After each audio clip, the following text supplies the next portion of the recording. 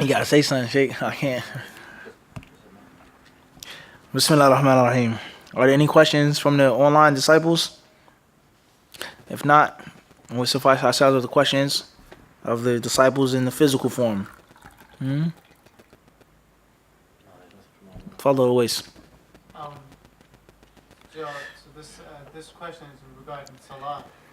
I was running out of time for Asr, right? And I was sitting in a train in the front cab behind another train through a situation as I'm stuck actually, can't go anywhere. And the train is still like operational. Any moment the signal can change, right? The time is running out. So I sat there on the captain's seat and stopped making Salah, right? But as I was completing my third rakat, the supervisor came in and to inform me some doors were open. So I immediately went to him, like he knocked on my window, right, to answer him. After the situation was taken care, I went back and made my fourth rakat. So two questions.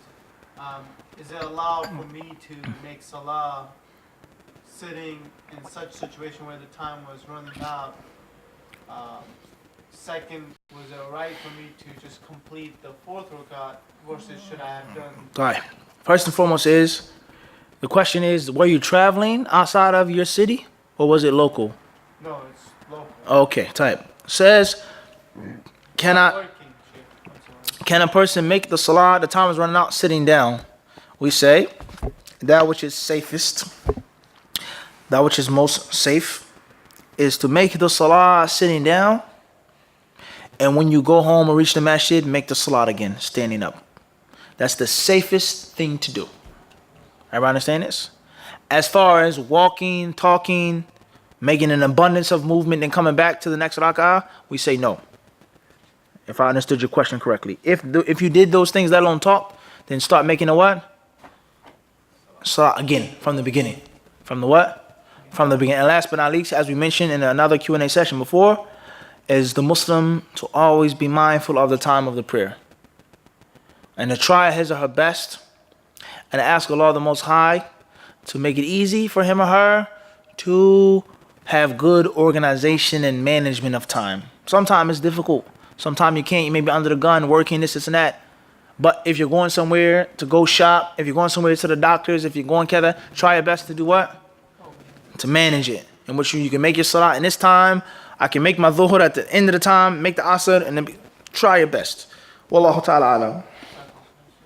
We'll stop here. Tfadal.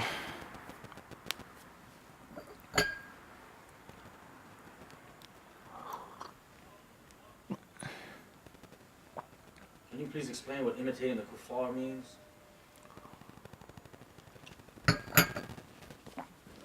Question says, can you please explain what imitating the kuffar means? We say that the people of knowledge, they aren't unified upon one definition and one meaning of the term imitating the kuffar. Some of them say what is meant by imitating the kuffar is doing something that is specific to them, that is exclusive to the kuffar and the mushrikeen. Something that is exclusive to their religious practices, or something that is exclusive to their worldly customs. Something that's from their religious symbols, and something that may not be religious based or religion based off of religion and faith and spirituality, but it's something that they do and no one else does, except for the kuffar. Everybody understand this? Some of the ulama, they say this. Another definition of the meaning of imitating the kuffar, according to the people of knowledge, is if someone saw you walking or sitting, they would instantly automatically think that you're a kafir. They would think that you're a kafir. They say if someone sees you and they think that you're a kafir, they don't recognize or can make any distinguish or any distinction that you're a Muslim, they say then that's what's meant by at-tashabbuh bil kuffar. Others, they say that the meaning is general, and that the Muslim is to try his best to avoid being like the non-Muslims in every aspect of the meaning and in every aspect of the term.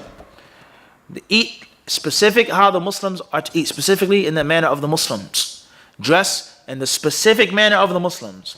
prayer, walking, talking, let it be known that you're a walking, talking Islam machine. Everyone who sees you come in contact with you knows that you are what? Muslim, one way or another. Your clothes, how you eat, what you say, how you conduct yourself, they know that you're a Muslim. That's what some of the people of knowledge they say. And other ulama, they may say, what's meant by imitating the kuffar, first and foremost, is imitating them in vice, things that are bad and negative, and not necessarily learning and benefiting things from them that are good and positive. If they're worldly, of course, no religious imitation whatsoever. Everybody understand this? But the concept of worldly things, such as if the kuffar, unfortunately, if they're often polite, if they may have better manners than some Muslims, if they may have some advancements in the world that the Muslims used to have, or the Muslims should have, or things that they actually stole from the Muslims. So the Muslim country, they try their best to what? Get back in that state. Everybody understand this? Everybody clear on this? So this is what the people now say with regards to imitating the kuffar. There lies no doubt. There are some things that are going to be shared. It's general. Just like clothing. The Prophet cursed men who imitate women who imitate men. He cursed them. Okay? There are some things which are clearly unisex.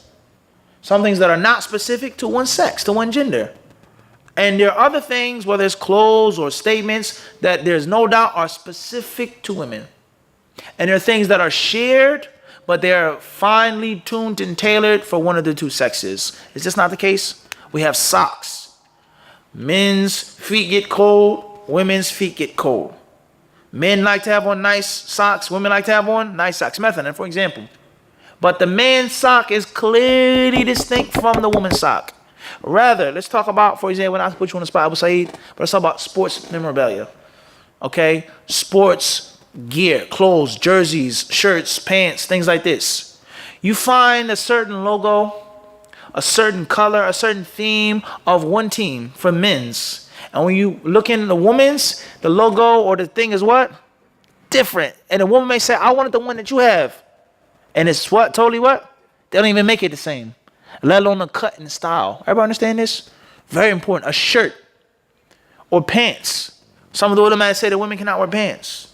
They say women can't wear jeans because it's imitating a man. And people, they say, well, there are pants that are specific to women. There's no doubt about the fact that's for a woman's body. The way it's cut, the way it's tailored, the color, the style, etc. Everybody understand this? So there's certain things that the kuffar and the Muslims are going to what? Share. Shoes. No one can say, oh, you can't wear these type of shoes because the kuffar wear those shoes. It's something that's shared. And there's some shoes that are specific to them. Everybody understand this? Other ulama, they may say, this is a fact I got from one of my close mashaykh in Medina. He said once that what's meant by imitating the kuffar is something that is no longer monopolized by the kuffar. Even if it was a practice of the kuffar initially, but the Muslims did it and it became known, then it's no longer prohibited, such as wearing a suit and a tie. This is what he said, his view. He says, for example, the Muslims in India, okay, and also the Hindus and the other religions, over 600 religions in India at one point in time, maybe even more, before they were colonized by Great Britain, so on and so forth, there's things that they didn't do, they didn't have. And after they were colonized and controlled and so on and so forth, things they start and begin to practice. Everybody understand this? It's well known. I've been to India. You go to India, you'll find the Muslims, people of Sunnah, they wear pants and a shirt. They have a beard and they have a kufi. They have a Muslim cap, a beard, but pants and a shirt. Their pants are above their ankles, and that's how they dress, and it's known that they're Muslims. So he said in the beginning, when this style of dress or suit was introduced to the Muslims in India, for a Muslim to wear that type of clothes is what? Imitating the kuffar. But then it became something that the Muslims did it, and it was no longer specific and special what? Everybody understand this? So these are what some of the people of knowledge say with regards to the meaning of imitating the kuffar. Try your best. You should be balanced. If the person is a revert who comes from America or from a Western country, then it's even more problematic, because all of your culture is based off of the culture of the kuffar. What you like to eat, what you like to drink, your jokes, sports, recreation is all the culture of the kuffar. Or even if you're not a revert, but just you're from the indigenous people of America, Your parents didn't come in the 60s or the 70s. Your parents, they've been in America for hundreds of years, if not the first people in America. Everybody understand this? It's going to be a bit different. Even if you're raised a Muslim, you have Muslim traditions from a young age. But there's certain things that's traditional food. Everybody understand this? And it's incorrect for somebody to force certain things on people like this. And people think that certain dishes and foods are Islamic, and it's not necessarily the same. Everybody understand this? And Allah subhanahu wa ta'ala surely knows best.